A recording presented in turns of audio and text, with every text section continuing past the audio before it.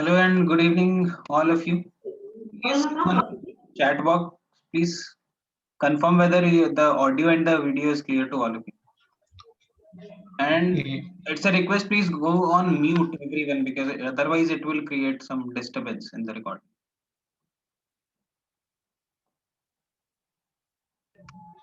You The are, audio and video is clear, no issues. if you have any doubt or any query in between, I request that you use the chat box.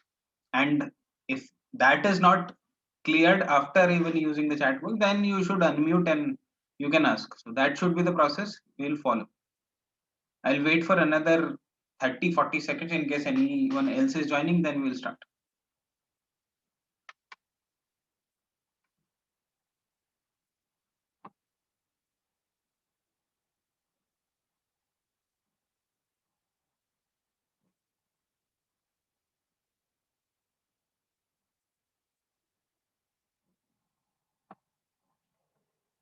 So the agenda of this session, as I described earlier, is to give you a mechanism or some techniques how to utilize the links that I share in the group to the maximum.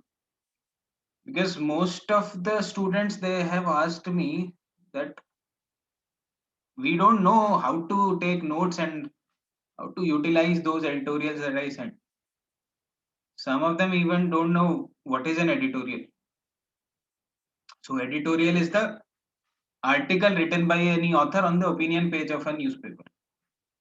तो newspaper में जो एक opinion page होता है उसमें अलग अलग authors के अलग अलग अलग टॉपिक्स पे आर्टिकल्स पब्लिश होते हैं. These are called editorials and usually it will give you a perspective of looking the current things, जिससे आपका अपना thinking और thought process develop होता है.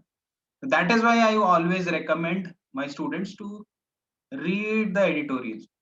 और जितने भी मैं लिंक्स शेयर करता हूँ ग्रुप पे, so my morning routine is that I search for different newspapers कि किसमें क्या editorial आया है. I don't read anything else in the newspaper. तो उसके बाद मैं देखता हूँ 4-5 newspaper. Usually I follow Hindu, Mint और Indian Express and sometimes Times of India as well, Economic Times. But some of them, they do not give their paid content for free. So that is why I'm not able to share the articles of Hindu or Economist or other such good, the so-called good newspapers or magazines. I cannot share those articles in the group because they are not available for free. But otherwise, I try to give you the quality reads every day, and I hope you are getting benefited for them. Now, how to use them for your preparation, that is altogether a different thing. One thing कि आप reading कर रहे हैं just for the information or knowledge enhancement. Secondly, you should also use that to your exam preparation, because वो भी एक agenda होना चाहिए. You are preparing for a competitive exam, so you should know how to use that particular reading to your benefit, and that is the agenda of this particular session. So let's get started with the topic, how to read. So सबसे पहले question आता है, why to read at all. जरूरत ही क्या है पढ़ने की, बिना पढ़े भी काम चल सकता है. Now I am switching off my camera so that all of you have your focused attention on the screen. So पहला question, why to read at all.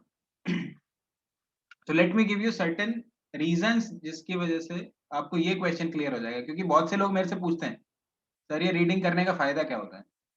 हम तो कैट की तैयारी कर रहे हैं, कैट में तो ऐसा जीके वीके वो कैब कुछ आती नहीं है, तो क्या करेंगे ये पढ़ के. हमें तो आरसी बता दो, हमें पैराजम्बल्स बता दो, and then it is fine. ये क्या न्यूज़पेपर रीडिंग लगा के रखी हुई है. तो कैट का बात करते हैं वीए और आरसी सेक्शन की. Verbal ability and reading comprehension. It contains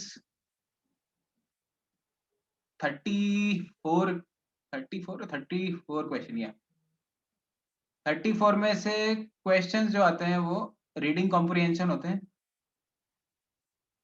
then you have paragraph summary.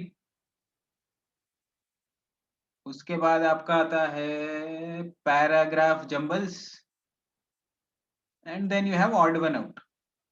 RC के 24 क्वेश्चन होते हैं आउट ऑफ 34, समरी के 3 क्वेश्चंस होते हैं, पैराजम्बल्स के 4 क्वेश्चंस होते हैं, ऑड वन आउट के 3 क्वेश्चन। तो यही पैटर्न 2015 से 19 तक था।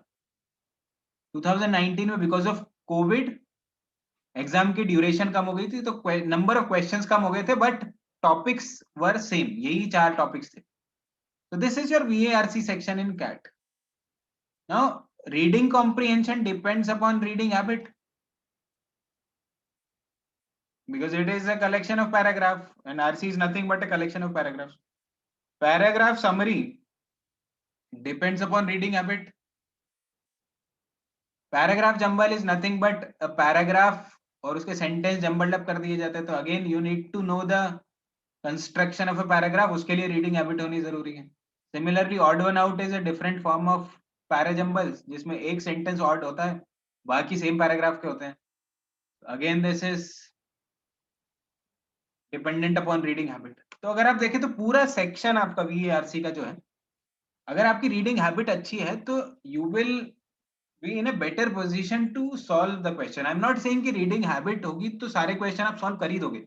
There are other techniques also जो मैं live classes में discuss करता रहता हूँ अपने students के साथ।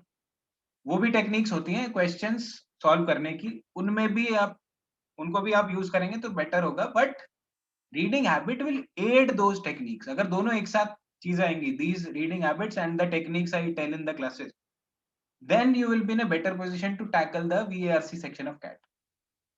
अगर रीडिंग हैबिट नहीं है तब बहुत डिफिकल्ट हो जाता है इसमें एक अच्छी परसेंटाइल लाना। So that is one reason that you should start developing reading habit, क्योंकि अभी टाइम है, मार्च में है, नवंबर में एग्जाम होगा। So initial 2-3 months you can devote to your reading. उसके बाद आफ्टर कैट की बात कर लेते हैं। कैट का रिजल्ट आ गया मान लेते हैं, then you will get interview calls.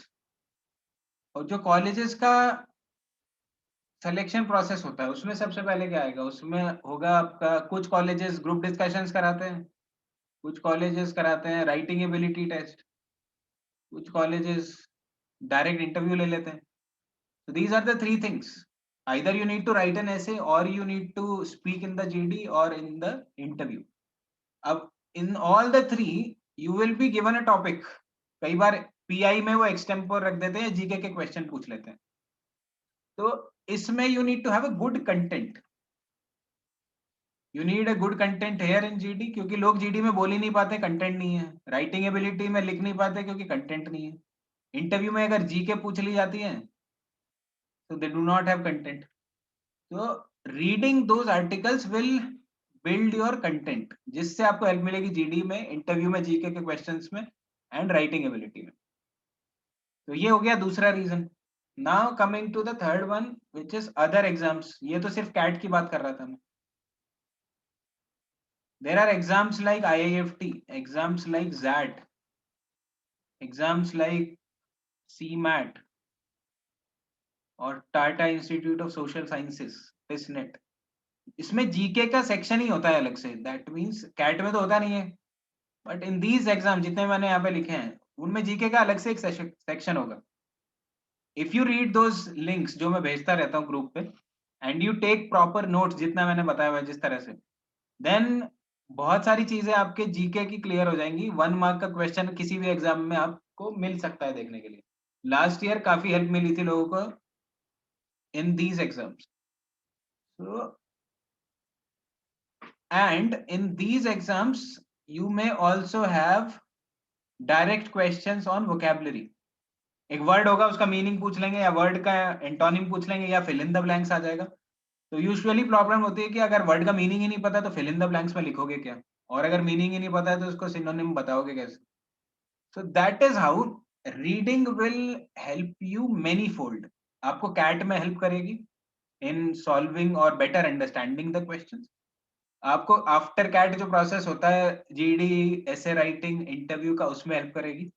And in the exam जिसमें वोकैब और जीके का सेक्शन होगा उसमें हेल्प करेगी। So you can not avoid reading.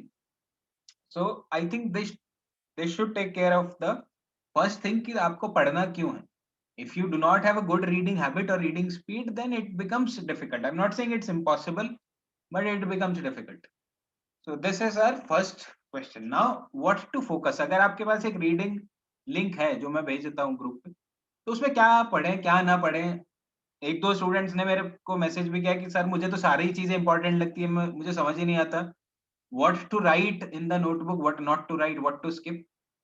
तो सबसे पहले आपको क्या करना है, you need to prepare 2 notebooks और अवॉइड सॉफ्ट कॉपीज. आप कॉपी पेस्ट मत करिएगा क्योंकि खुद से लिखोगे तो मेमोरी में ज्यादा टाइम के लिए रहेगा. तो one is for your summary और you can say GK, and second is for your vocab. तो अब क्या करेंगे समरी में आप, you will write main points of the article. Main points में क्या आ सकता है, इसमें डेटा पॉइंट्स आ सकते हैं जो आप ऐसे और जीडी में डायरेक्टली कोट कर सकते हैं. ऐसे ऐसे डेटा पॉइंट वो मैं एक आर्टिकल को लेके एग्जांपल लेके बताऊंगा. तो अभी के लिए सिर्फ मैं बता रहा हूँ कि क्या क्या आपको करना है. प्लस ऑथर का आर्ग्यूमेंट वेरी इंपॉर्टेंट. ऑथर अपना पॉइंट प्रूव करने के लिए क्या आर्ग्यूमेंट दे रहा है, दैट इज वेरी इंपॉर्टेंट. क्योंकि आप भी सेम रीजनिंग इंटरव्यू में कोट कर सकते हैं या जीडी में कोट कर सकते हैं. So these points you need to note down. दूसरा आपको क्या काम करना है, try getting the main idea of the article. क्योंकि कई बार आरसी में डायरेक्ट क्वेश्चन आता है what is the main idea of the passage. तो हर एक आर्टिकल जो भी आप पढ़ेंगे कोशिश करिए पता करने की ऑथर कहना क्या चाह रहा है, what is the main point that he is trying to convey. जब आप ऐसे प्रैक्टिस करेंगे हर एडिटोरियल के साथ तो मेन आइडिया वाले क्वेश्चन आपको करने के लिए थोड़ा इजी पड़ेंगे. देन आपको और क्या करना है, राइट द न्यू वर्ड्स. अब हर एक एडिटोरियल में आपको कुछ नए वर्ड्स मिलेंगे. नए वर्ड्स इन द सेंस ऐसे वर्ड्स जो आपको पता नहीं होंगे. तो उन वर्ड्स को आपको लिखना है वोकैब वाली नोटबुक में with the meaning and the usage. ऐसा नहीं कि वर्ड लिख लिया और मीनिंग लिख लिया. मीनिंग के साथ आपको यूसेज भी लिखना है, क्योंकि अगर आप यूसेज नहीं लिखेंगे तो वो वर्ड आपको ज्यादा दिन याद नहीं रहेगा. But if you write it with the usage you can retain in the memory for a longer time. इसीलिए मैंने कहा था कि हैंड रिटन नोट्स बनाइएगा, do not copy paste in the soft copy या वर्ड डॉक्यूमेंट मत बनाइएगा. And write possible GK question.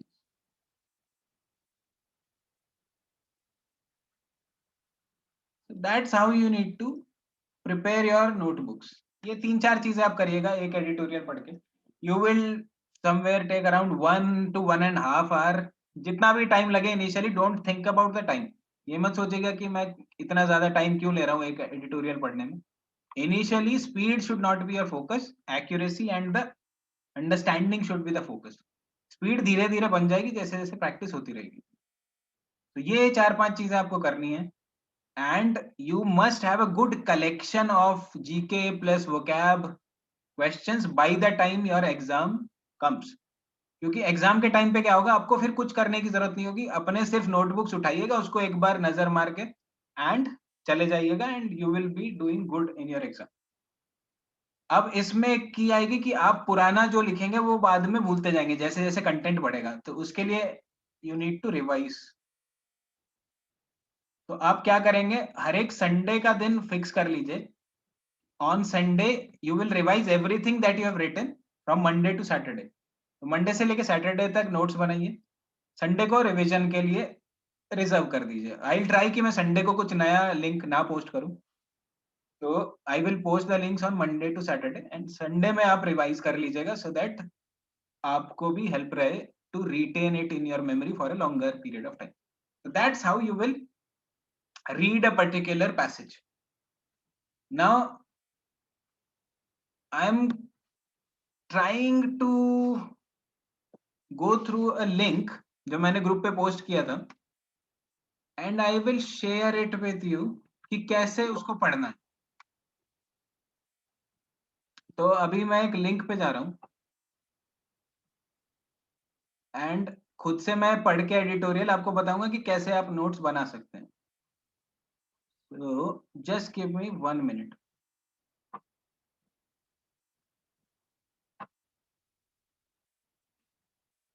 So chat box में मुझे कंफर्म कर दो एक बार if the editorial is visible to you.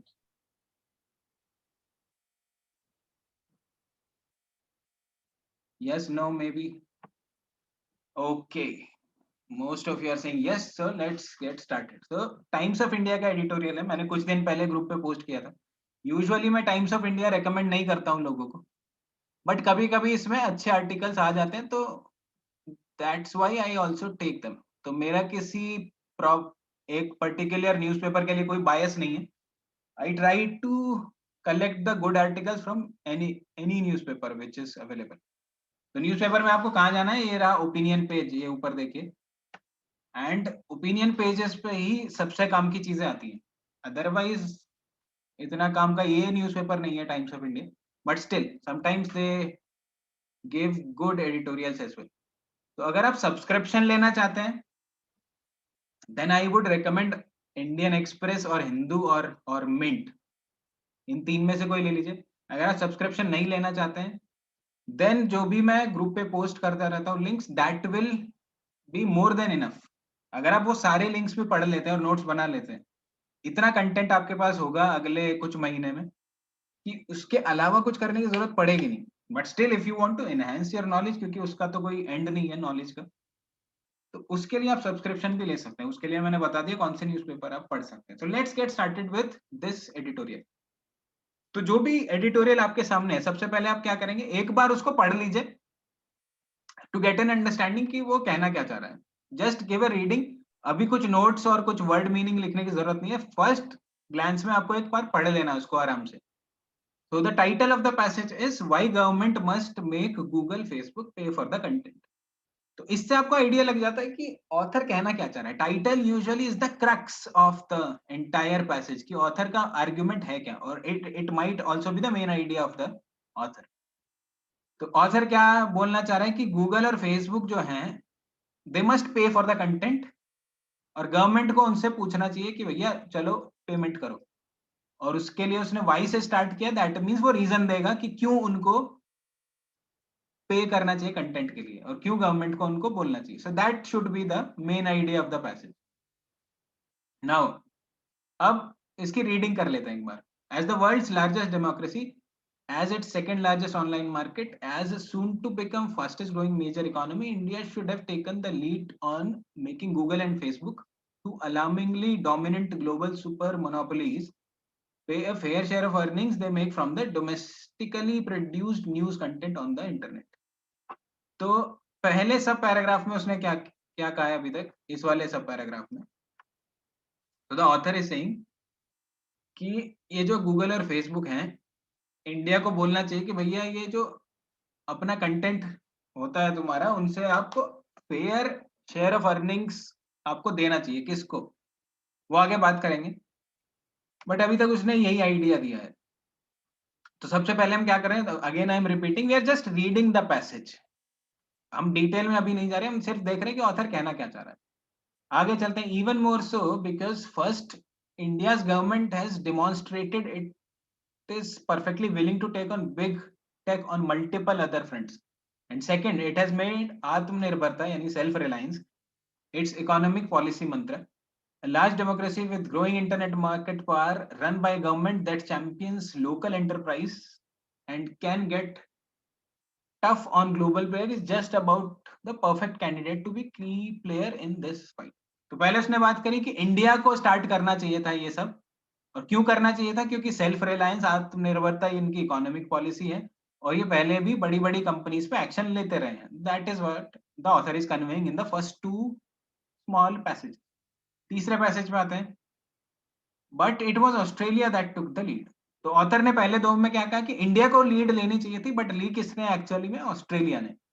A law that's almost certain to be passed by its parliament will impose payment obligations on big tech, and Australian PM Scott Morrison was entirely right to call for a global alliance for democracies to make Google and Facebook pay much more for news content they profit from.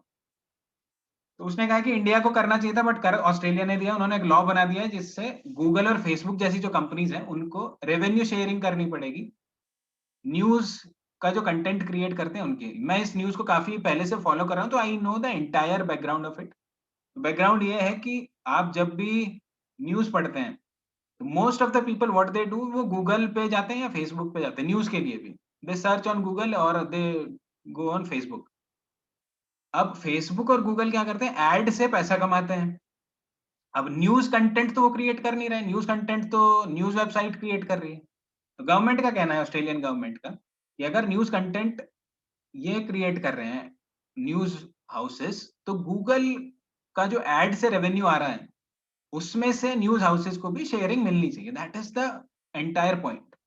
तो Facebook ने तो पहले मना ही कर दिया था Australian government को कि हम तो ऑस्ट्रेलिया छोड़ के चले जाएंगे, बट उसके बाद बात बात हुई and now they are willing to share the revenue. तो ऑथर कह रहा है कि ये जो ऑस्ट्रेलिया ने किया है ये इंडिया को करना चाहिए था। सो that is the entire background of the story. अब आगे चलते हैं। Some other democracies have taken few steps or half steps, led by France, European countries, that have started making rules and launched investigation. Discussion on remedial action are gathering momentum in the US so far. There is nothing in India. तो अभी कह रहा है कि कुछ countries में हुआ है, लेकिन इंडिया में अभी तक कुछ नहीं हुआ है. Even though nothing could be clearer than the case for making big tech cough up more money to democratic India's news content publisher. Let's explain it simply, point by point. अब author इसको explain करेगा कि ऐसा क्यों करना है। तो अब वो 4 पॉइंट में अपनी रीजनिंग दे रहा है। सो जहां भी ऑथर अपनी रीजनिंग देता है वो पॉइंट्स बहुत इंपॉर्टेंट हो जाते हैं। तो देयर आर मल्टीपल पॉइंट्स जो उसने रखे हैं। पहला, credible fact check news is the bedrock of the democracy. तो ऑथर कह रहा है कि एक न्यूज जो डेमोक्रेसी है उसमें क्रेडिबल न्यूज होना और फैक्ट चेक न्यूज होना, it's very important. This should be self-evident. Imagine waking up one morning and finding out that tweets, posts, and internet videos by just about anyone, none of whom has a reputation or to protect or responsibility to adhere to or is bound by the laws, is only or only source of news. तो वो example देके बता रहा है कि credible news क्यों important है। ये अगर आपको सिर्फ पता लगे कि आपके लिए न्यूज का सोर्स बचा है सिर्फ फेसबुक, व्हाट्सएप, ट्विटर, तो फिर कैसा रहेगा। How will our democracy survive that? It can not. तो इस हालत में डेमोक्रेसी सर्वाइव नहीं कर सकती। Hence the author is saying कि क्रेडिबल न्यूज सोर्स होना जरूरी है। दूसरा point, reducing credible news takes money. अब न्यूज अगर क्रेडिबल बनानी है, फैक्ट चेक करने हैं, तो उसमें पैसा लगता है, जर्नलिस्ट को ट्रेन करना पड़ता है, big news gathering infrastructure has to be paid for. तो ये सारी चीजें होती हैं। तीसरा point, the internet has become major distribution channel. तो जैसे मैंने अभी थोड़ी देर पहले बताया था कि इंटरनेट पे ही ज्यादातर लोग जा रहे हैं अभी न्यूज के लिए, like it has for so many other things, but two companies dominate internet. अब गूगल और फेसबुक की बात क्यों करी गई है, क्योंकि around 80% of external traffic to news is carried by Google and Facebook. तो मैक्सिमम जो ट्रैफिक आ रहा है वो इन दो वेबसाइट से आ रहा है। Also news is a big source of traffic for internet behemoths. Behemoth is a very big company. Around 40% of trending queries in Google are news related. तो अब वो बता रहे हैं कि ये दो कंपनीज इंपॉर्टेंट क्यों हैं। फोर्थ पॉइंट पे आते हैं। Now Google and Facebook dominate internet traffic, they take away huge share of advertising revenue between 70 to 80%। तो जो मैंने एक्सप्लेन ऑलरेडी कर दिया था, ये जो न्यूज से ट्रैफिक आता है इंटरनेट पे और उसको वो ऐड दिखाते हैं, तो 70 to 80% जो है वो इनके पास चला जाता है।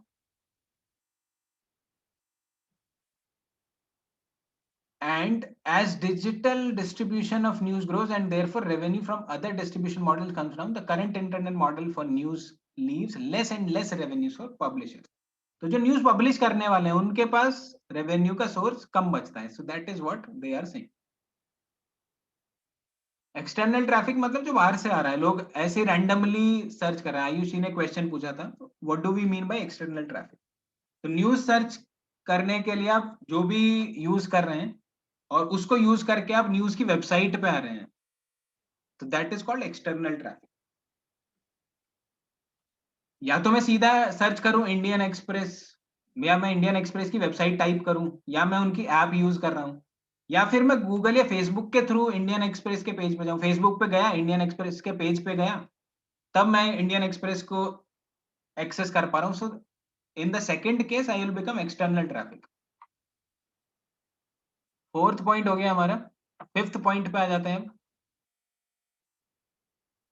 Fifth point says remember while this is happening the cost of producing credible news is not coming down. तो वो कह रहे हैं कॉस्ट तो बढ़ती जा रही है।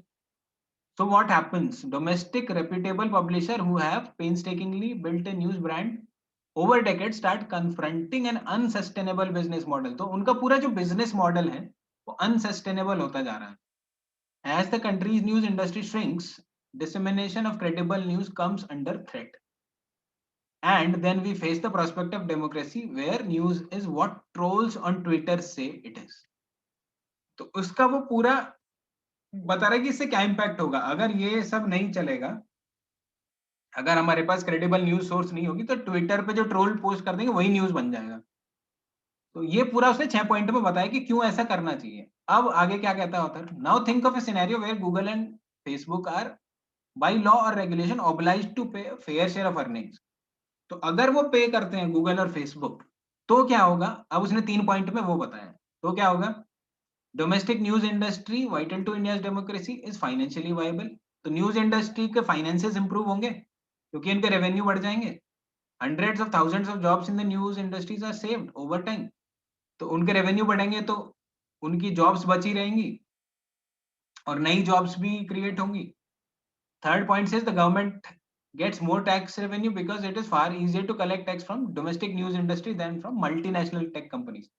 तो कह रहा है कि अपने खुद के इंडिया की कंपनीज से टैक्स लेना is easier than from multinational tech companies like Google और फेसबुक, क्योंकि वो टैक्स बचाने के लिए अपने हेडक्वार्टर अलग अलग कंट्रीज में दिखाती रहती हैं। That is a different story.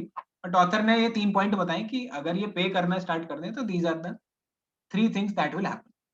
अब आगे वो क्या कहता है? This is the premise Australia's proposed law is based on. तो ऑस्ट्रेलिया ने जो लॉ बनाया है वो उसका रीजन यही है जो ऑथर दे रहे हैं। Its government wants the news publishing business to be financially viable because it knows Australian democracy needs a viable Australian news media. That's why France and UK, Germany and Spain have started taking on big tech. And that is why Indian government must act too. तो author अब कह रहा है कि यही reason है कि ये सारे कंट्रीज इन चीजों पे काम कर रही हैं और इंडिया को भी अब काम करना चाहिए। That's what author is saying. And अब हम लास्ट पार्ट पे आ चुके हैं इस पैसेज के। And India has one advantage as a late starter. तो इंडिया लेट स्टार्ट कर रहा है इसलिए उनके पास एडवांटेज है। क्या एडवांटेज है? It can see that concerted government action can unbend global super monopolies. तो जैसे फेसबुक ने पहले मना कर दिया था कि हम नहीं देंगे, कुछ जो भी करना हो कर लो, हम ऑस्ट्रेलिया छोड़ के चले जाएंगे। तो इंडिया ने अब देख लिया है कि ऐसा कुछ नहीं करते, ये शुरू में धमकी देते हैं और उसके बाद वो शेयर करने के लिए तैयार हो गए। तो in Australia Google is making deals with individual publishers. Facebook after a petty blackout of news is seeking to renegotiate। तो फेसबुक और गूगल दोनों नेगोशिएट कर रहे हैं। And variation of Australian law are a looming threat both tech giants are now face cross democracy. तो जैसे जैसे Australia में लॉ बन गया बाकी डेमोक्रेसीज भी इसी को फॉलो करेंगी। ये थ्रेट है गूगल और फेसबुक के सामने। India can and must start acting on its own version of law or an appropriate set of regulation, and once it does, because of its current market size and future market potential, there is no way Google and Facebook can simply ignore what's being done। तो author कह रहा है कि इनसे घबराने की जरूरत नहीं है। इंडिया का मार्केट साइज इतना बड़ा है कि गूगल और फेसबुक जैसी कंपनी इंडिया को इग्नोर कर ही नहीं सकते। तो आप लॉ बनाइए टेंशन फ्री होके और रेवेन्यू शेयर करने दीजिए इनको। How can the government start the process? So there are several options. The Competition Commission of India can start a suo motu investigation, or Information and Broadcasting Ministry. For the sake of time, I am skipping this later part. उसमें उसने बताया कि कैसे कैसे government process start कर सकती है, क्योंकि हमारे पास मीटिंग का 10 मिनट्स का टाइम बचा है। So I am just now going कि मैं पॉइंट्स कैसे बना रहा हूँ अपने। So now I am taking you back to the slide.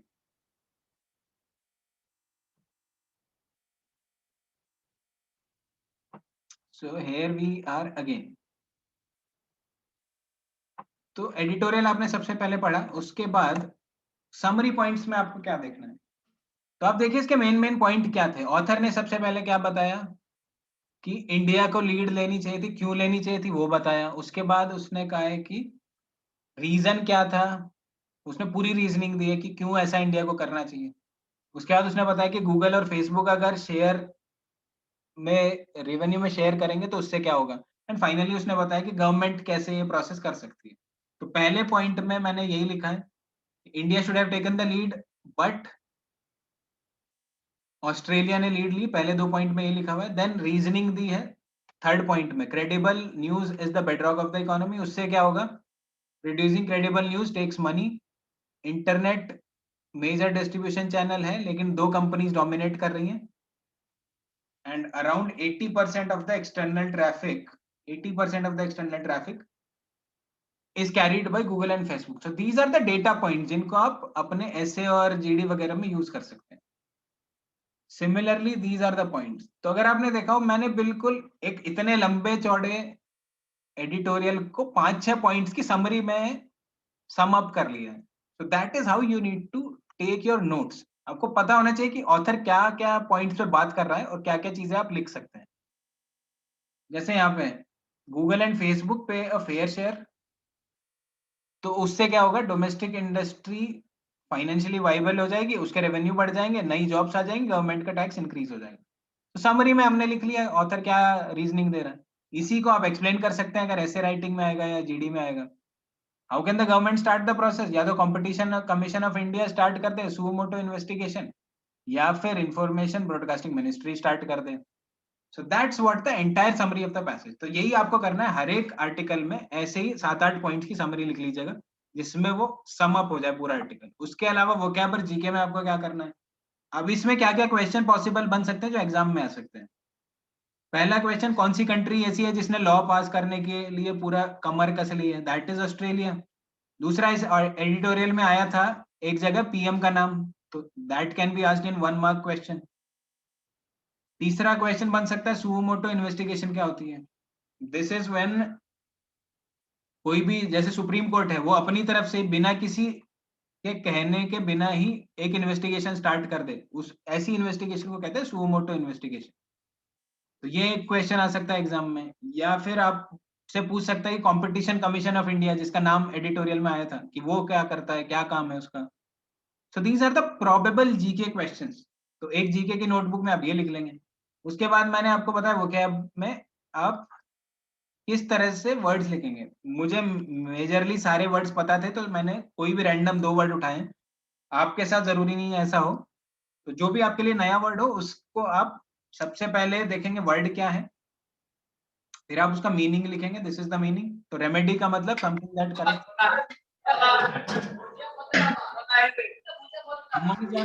Please mute yourself.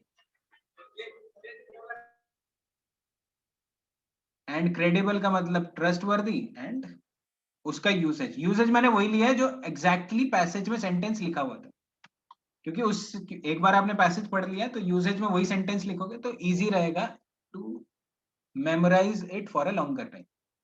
So that is how you need to read an editorial and these are the things you need to do. इसमें time लगेगा, obvious सी बात है, क्योंकि 1 our मैं मान के चल रहा हूँ कि लगेगा ही मिनिमम। इससे ज्यादा भी लग सकता है, बट टाइम की चिंता मत करेगा initially. Make sure that you have proper notes with you so that आपको रिवीजन करने में इजी रहे। वी स्टिल हैव 5 मिनट्स, किसी का कोई डाउट हो तो पूछ लीजिए, otherwise we are good to go.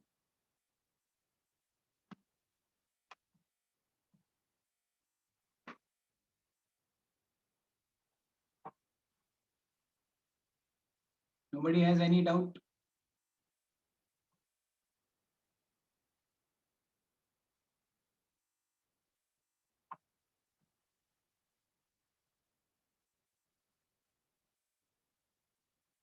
Rajesh Singh, what about second notebook? Second notebook में मैंने बताया ना, जीके एक जीके एक vocab. Vocab will be different. All right then, thanks a lot for attending this session. We will have such sessions in future as well with something different topics. और जितने भी links मैं post करता हूँ, keep reading them and keep taking notes as explained in the session. Chaliye, thanks a lot and have a very good night.